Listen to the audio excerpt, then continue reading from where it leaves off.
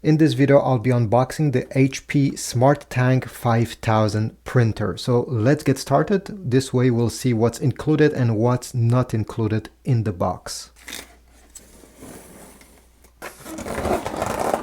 So as soon as we open the box, we can see that we have a first compartment over here. We're gonna have the ink bottles. So we have one black HP 32XL black ink, and we have the cyan HP 31 ink bottle, one magenta 31 ink bottle, and finally the yellow HP 31 ink bottle. We also get a power cable that connects in the back of the printer and the other end in your wall outlet. And on this side of this box, we get the print heads.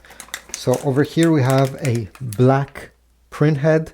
This is the HP X4E75A. And we also have a tricolor print head. To remove the printer, they give us these handles that is very handy. And here we have the printer with a quick start manual included.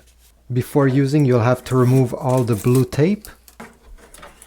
On the top over here, we have the scanner.